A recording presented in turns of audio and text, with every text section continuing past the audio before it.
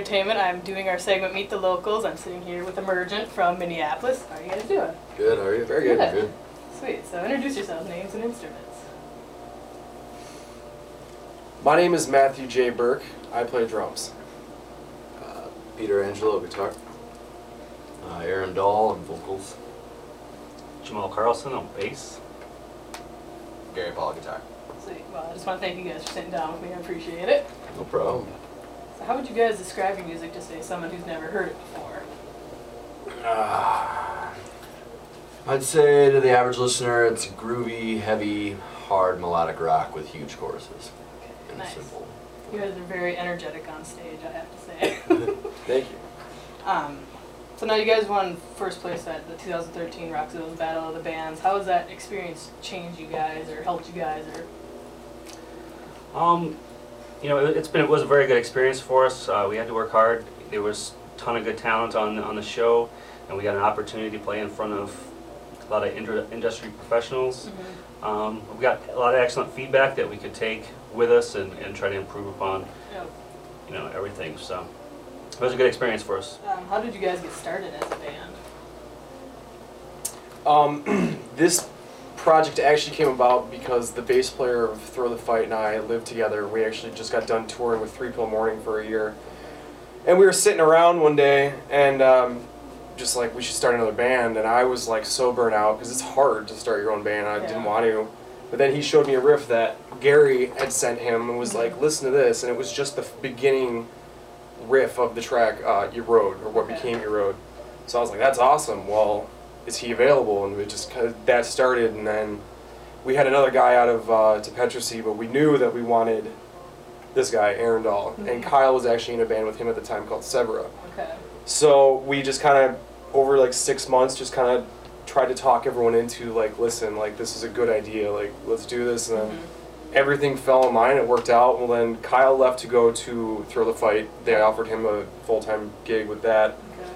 So I think it was actually Gary was like, we had a few guys come out to play bass and it just didn't gel, and then, you know, someday, or something happened and it's just like, hey, well, you know, Jamal Carlson, and Gary called him up and sent him a track, and Jamal actually, you know, had retired, he was like done, and he, from what I remember, and then he heard it and was like, I like it, so he came down, and then our guitar player, former guitar player, had to focus on the band he was in, so then we found Pete, and then from there, it was like, our first practice was like November of 2011, and our first show was, I don't know, was it?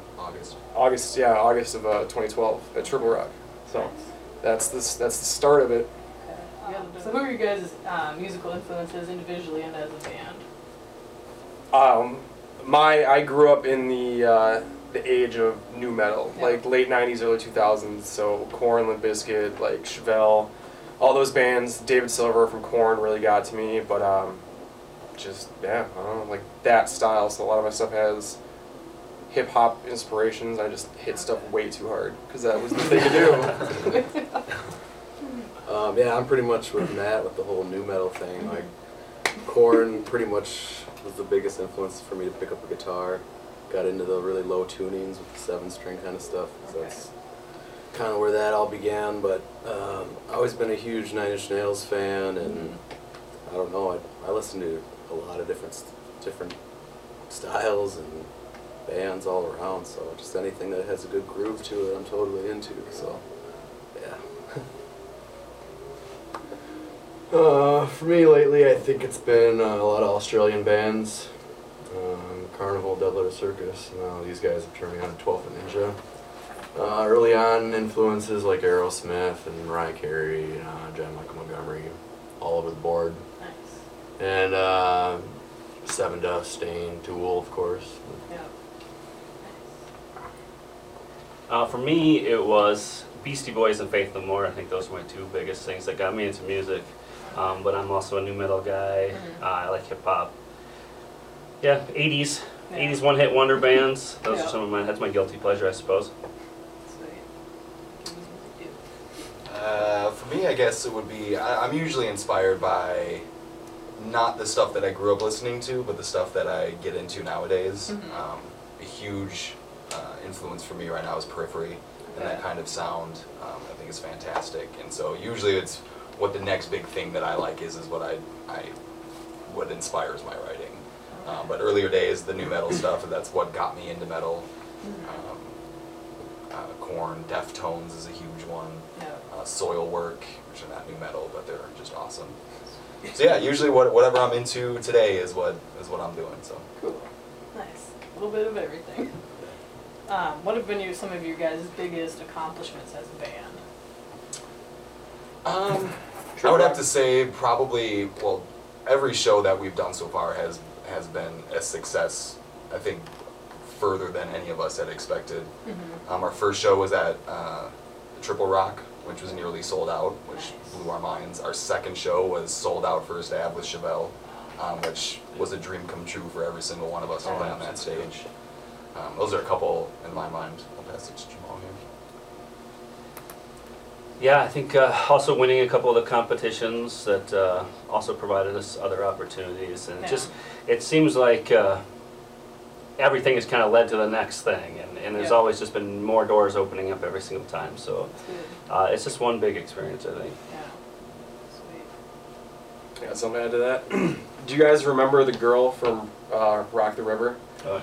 So we hold like a high standard for ourselves. Like, because of these guys, I now play to a click track, and Gary will send something out, and it's like just the way we just hold it. The bar is set really high for us, individually and as a band. But we played Rock the River, and it was because we won a national Battle of the Bands online through gig.com. Yeah. And we ended up just kept going and going, and there was like Dave Grohl's nephew was one of the bands, so there's a big push by these guys, and we're like, well, we're not going to win it. Sure enough, fan vote, and then the two judges, it was unanimous that we won the thing. So we play the show, POD Skill were the big bands, and we get done and we're all sitting in the back eating burgers. And Gary was on like his third burger and like whatever. It was the second burger.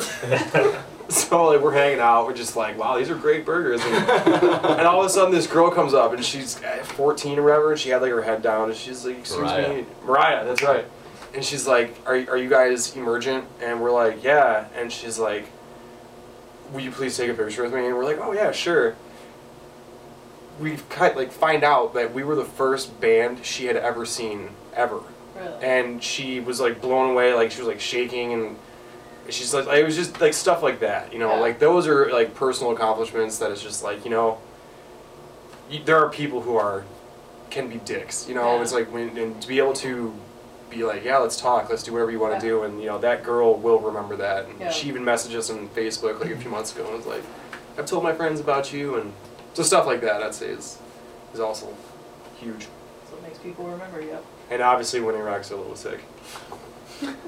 I think probably just all of us sticking around, being in bands, I think is a big enough accomplishment in its own. We've all been down the hard trail of just trying to stay in a band and play with other good musicians. So the fact that we're still alive doing what we do, I think that's probably the biggest accomplishment to date for me. It's just being able to come to practice with these guys or play a show with all these guys and just tear it up and live it day by day kind of thing. So that's awesome. Yeah, it's hard to be a band. It takes a lot of work. Yeah, totally. Yeah. Cool. Well, it's still relatively early in the year. Do you guys still have any big plans for summer, touring, or anything? Yeah, there you go. Yeah. Somebody hands it to Jamal. Well, I think our goal really this summer is to kind of break out of Minnesota and do a lot more surrounding states and get out of the Twin Cities and explore more of Minnesota. So that is our goal. As far as touring, we got to find something that's good for us, that's going to make sense, and until then, we're going to just, try to expand locally, Midwest. Add that real quick too, because I talk a lot. It's not a lot. You said right there. I did. I worked this out. One thing, and we've all seen this. A lot of things that bands do prematurely that will destroy them is go on a tour right away, and it's just you got to figure. It's like, why would we go to like the Southwest? It's like how often are we gonna get there? It's like stuff like that is just bands want to go on tour to live the tour life, but it's like, one, it's not necessarily the easiest thing in the world to do. Two, financially, it's a bitch. And it's like, it just totally, we aren't doing that. Like, we're all adults, you know, girlfriends, married, jobs, this, that. I think Jamal hit it on the head with the out-of-market stuff. That's, and Matt too with the touring. It's impossible to tour and have it amount to anything when you can't hit those markets more than once. So you do a tour, and then it's another year before you're able to get back, and they've already forgotten about you. So the goal is to hit these, other markets around Minnesota, other states, places that we can get to easy, and do repeat shows with them. Other than that, writing music, we gotta, looking to put out another album. I don't think we have a specific date and time, but we've got some new songs that we're going October 2nd. And they're really good songs. So writing, hitting other markets, and just expanding the fan base and kind of growing our brand. Alright, cool. Sounds like, what have been some of your guys' favorite memories as a band? When we first started practicing, we were in a room right above Station 4, literally above the entrance. Okay. It's all glass walls you can see outside. And that's where we started practicing before we had played any shows. I think we had like 3 songs at that time. But we had the windows open, it was the middle of summer, and there was a show going on downstairs, so there were a bunch of kids outside. And so we were just jamming or whatever, and we stopped after we finished the song, and everybody outside started clapping. And they started yelling out at us. They're like, "What's your name? What's your band name? Blah, blah, blah." Man, it's like Emergent. And they just started chanting our band name before we even played our first show. And that was, we were all just like, this is going to be good. That's a sign. That's a sign. That was awesome. How about you, Jamal? Do you have anything to say? Jamal, say something. You're next. Thank you, Gary. I think the biggest thing for me was stepping on stage at First Avenue to a sold-out show and just seeing a sea of people. It had been something that I'd wanted to do for a long time, and then to do it like that, it'd be hard to top that for a while. Yeah, that's awesome. Yeah, the first day out for show, for sure, again, it's a dream of all of ours to share that stage, being from the local scene and everything. We all know how big it is to play there. And the Rock the River Festival out in Wisconsin was a big one for me. POD is actually how I got started in music, in a sense, because Song played XL in about 2003 or 4, and they're like, "Yeah, we want some kids to come up on stage for this song," and so, being like the crazy kid I was, I like jumped over people's heads to get up on stage, and the security guard's like, "No, that's it, no more people." I'm like, "Are you kidding me? I just climbed over like 50 people's heads to get here, and you're gonna say no?" He's that guy. Well, I'm like reaching my hand up to the stage, and then one of the guys like, "Yeah, let him up, let him up." So I was like the last guy to get on, and all the other kids are just standing in the background, like just timid, and I walk right up to Sonny, and he puts his arm around me, and he's like dancing, and I'm like just taking in everything I could, and, taking the moment, and all of a sudden he just gives me the mic on this Youth of the Nation song, and I'm like, we know. This came to me, and then ever since then I was addicted. Someone found me, and that was how I got my first band. Nice. Yeah, so it's cool to share the stage with those guys, and I think just being in a band with all these guys, people that work equally as hard as I ever have on my own project, and everyone has their own projects that they do in our band, so I hope so. Yeah. I have nothing to add. No. Oh, it's all just every show. It seems like there's something cool we take from it. Some kind of cool person we meet, or some story we hear. Or so it's cool. Just every show, I just feel like I take some kind of little memory or something from it, and it just that's stuff that I'll die with. It's just keeps me going too. Yeah. So Pete, you're gonna make me cry, dude. I know, right? Is this voice Answers are just so. Where can people watching this video and your fans find you guys' music? oh, Gary wanted to answer that.